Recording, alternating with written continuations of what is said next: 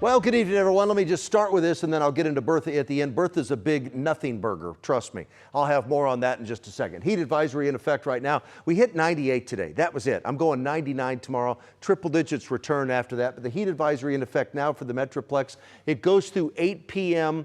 tomorrow.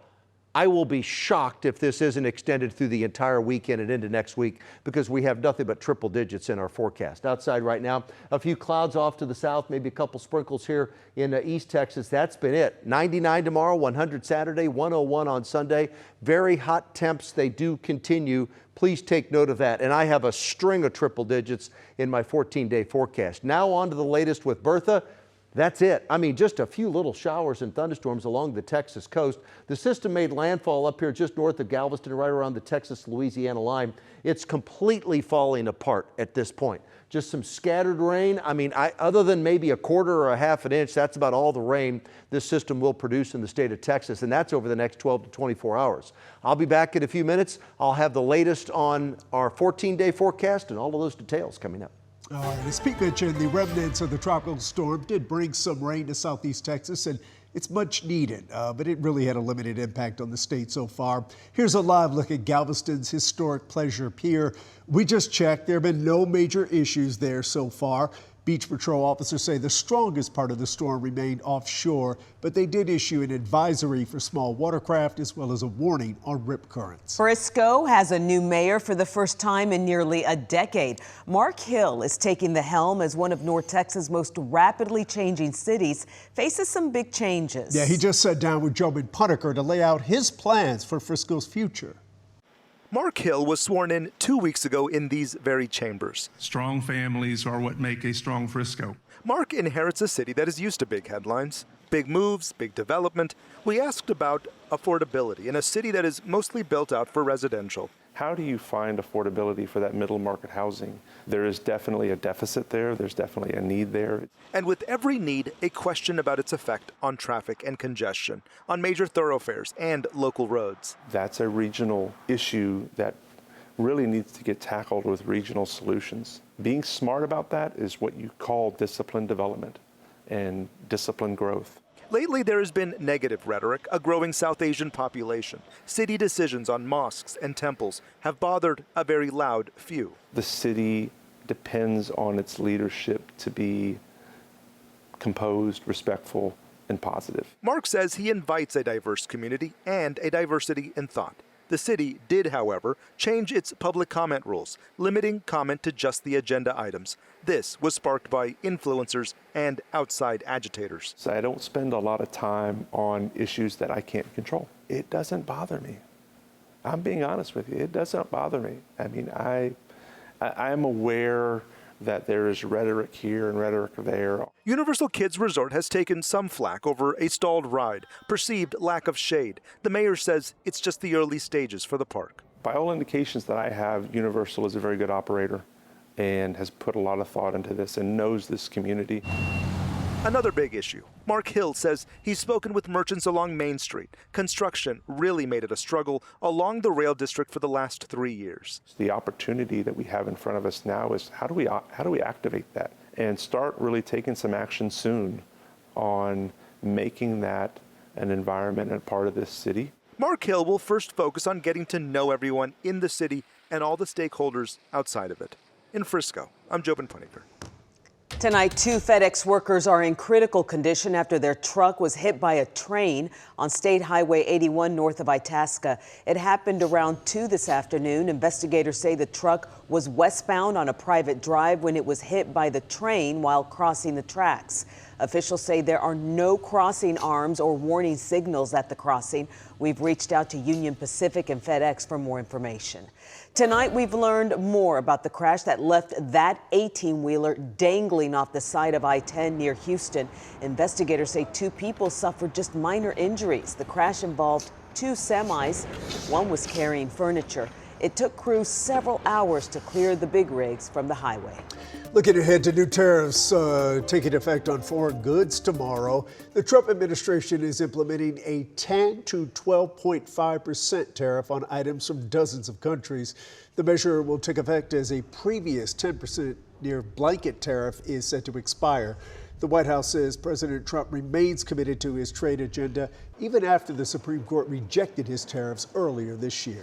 Tonight, a North Texas mother says a ministry that promised her help tried to take her baby. Yeah, what started as a search for shelter turned into a fight for her child and her freedom, culminating in a courtroom battle that no one saw coming to get her baby back. Senior investigative reporter Tanya Iser has the first part of this WFAA investigation, The Village. To hear what I had to say does sound unbelievable. But it's happening. It's happening. She was being taken out to Midland by an organization supposedly helping trafficking victims. What do you think their end game was? I genuinely believe they were going to steal that baby.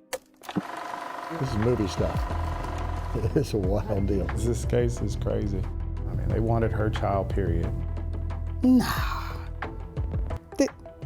nobody is separating kids and mothers. In 2026, They're obsessed with trying to get my baby back still. This is my world right here. It's a moment months in the making. we help where we can. A baby shower inside a Dallas County courtroom where Deamber Brown almost lost her freedom and her baby. I'm just happy to have her back.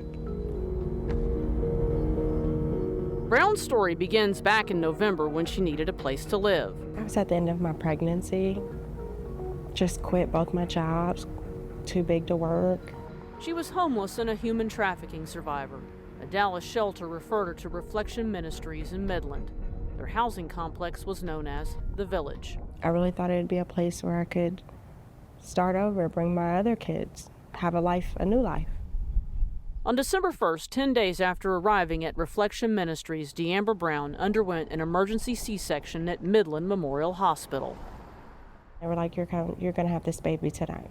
She says Reflection Ministries Chief Operating Officer Elizabeth Walker showed up and began making strange comments.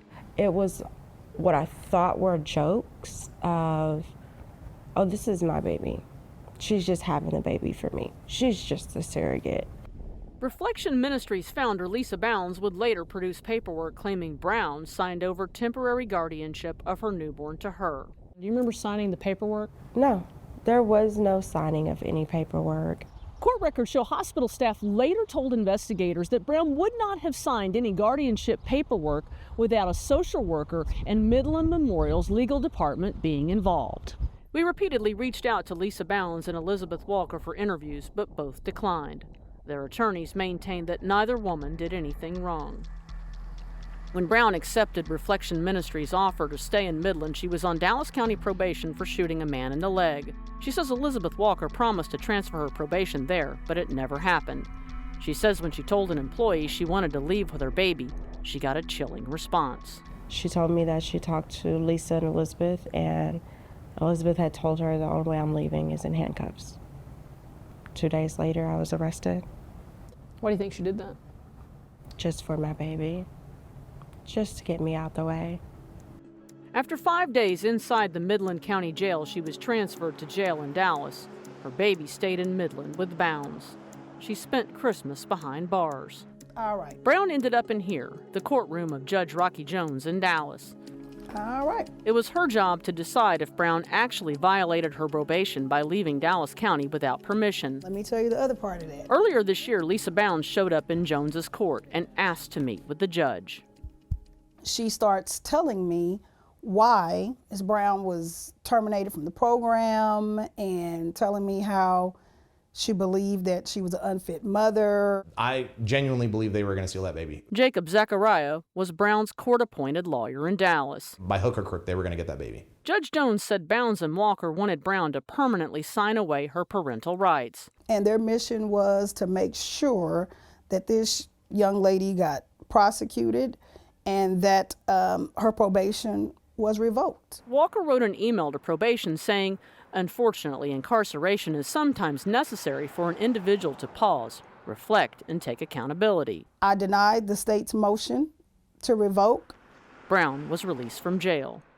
But she still didn't have her baby.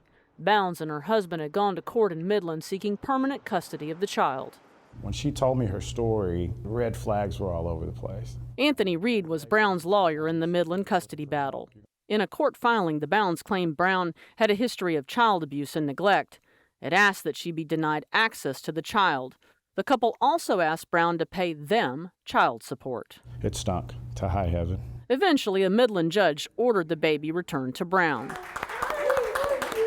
Life, it seemed, was back to normal. None of this would be possible without God. Back in Dallas, Judge Jones threw a baby shower in her courtroom.